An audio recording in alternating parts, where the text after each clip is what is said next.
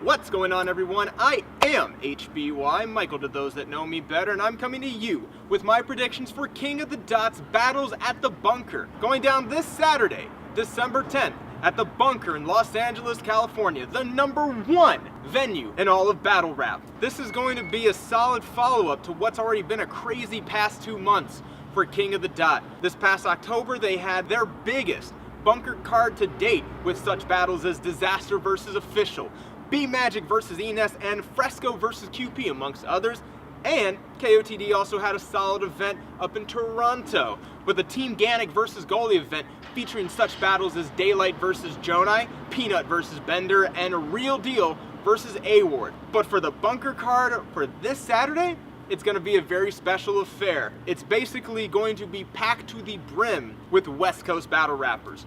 Before I jump into my predictions for the main card, I just want to give a shout out to the 2 GZ undercard battles happening on this Saturday's Bunker card. First up, we got Geechee Gotti versus Saint. Geechee Gotti's been putting in some work on the Riot Battle League and also has had a couple URL PG battles. He's a solid throwback to that rough, hardcore, gritty gangsta shit. And Saint is pretty slick with the wordplay and delivery. We've also got Ron Compton, who's been battling all over West Coast Elites and LA Battlegrounds, taking on Yak the Ripper, who actually had a URL PG battle this year, as well as a GZ battle at the Bunker against the Kid Clutch. But now, we've got to jump into the main card. For the first battle up on the card, we have Megadef, who's returning to the Bunker after having a crazy performance against Incredible at the first Battles at the Bunker event, as he takes on Dre Vishiss, representing Crack City. This is going to be Dre Vishiss's first battle on King of the Dot's main stage, but he's had battles all over places like A-Hat, LA Battlegrounds, and even URL when he battled Stewie Newton earlier this year.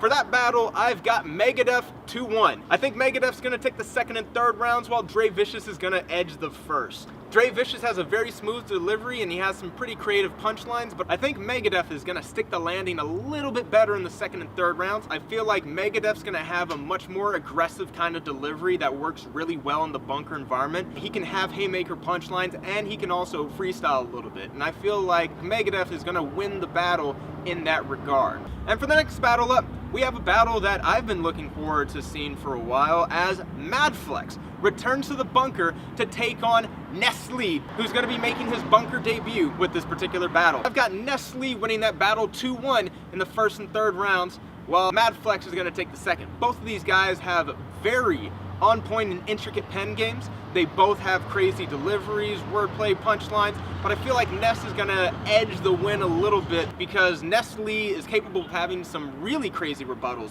like that pie in the face one that he had against Ness. And I feel like Ness Lee in a small environment has those kind of heavy haymaker lines that just hit so hard. Mind you, Ness Lee got one of the biggest reactions in King of the Dot history, with that Jordan jumping into the air and then forgot what he was doing there line against Low Pesci all the way back at World Domination 2 in 2011. This is going to be my sleeper pick for the entire event. This is going to be such a crazy battle. You definitely are going to want to adjust how you catch these bars in this battle, just because there's going to be so much happening all at once. And for the next battle up, we have a very highly anticipated debut as B-Dot, a battler from Pacoima, California that's been putting in a lot of work recently on LA Battlegrounds, makes his King of the Dot debut against Cortez. This is going to be a really close battle, but I feel like B-Dot is going to edge this battle 2-1. I feel like B-Dot is going to take the second and third rounds while Cortez will set the pace off properly in the first. This is going to be a very close, debatable battle. It's going to be intense, but I think it's going to come down to 2 things.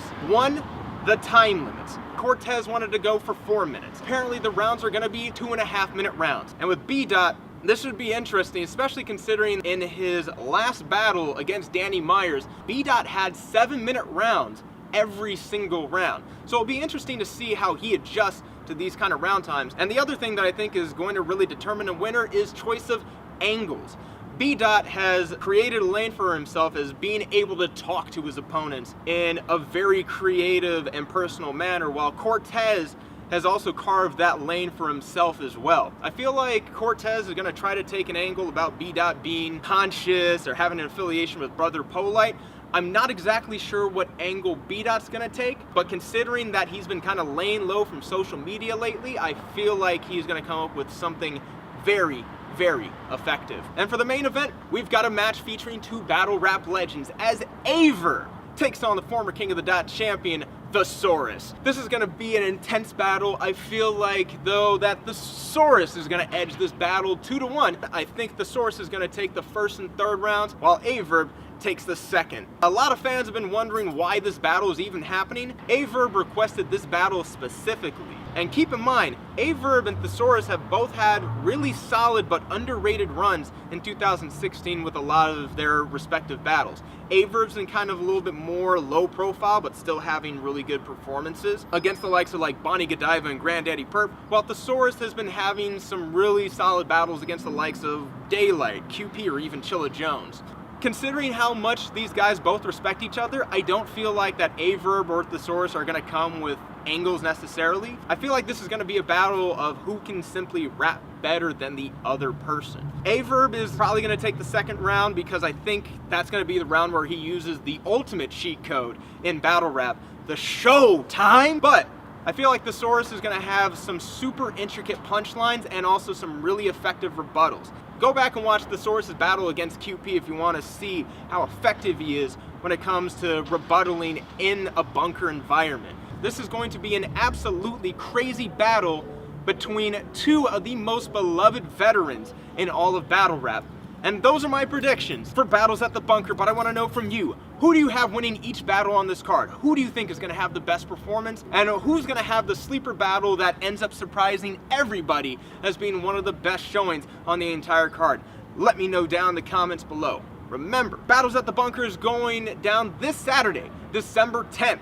At the Bunker in Los Angeles, California. You can still buy tickets at KOTD.TV. Tickets are only $40, but if you are not able to be in the Los Angeles area, go buy that pay-per-view from KOTD.TV as well. It's only $20. You'll be able to watch these battles go down live in crisp HD quality. You'll also be able to watch them for up to 3 weeks after the event happens. You'll be able to also see interviews and commentary between battles by Dirtbag Dan and Laughenstock. And if you use the hashtag #TheBunker, you'll be able to see your live tweets pop up in between the battles. This is going to be an absolutely crazy card. I think this is going to be a solid way to show how the West Coast Foundation can be built upon. And with the bunker, there's always something bound to happen that's going to be monumental. But that's going to do it for me. You're all fantastic. Continue to stay awesome, and I'll see you next time. Cheers.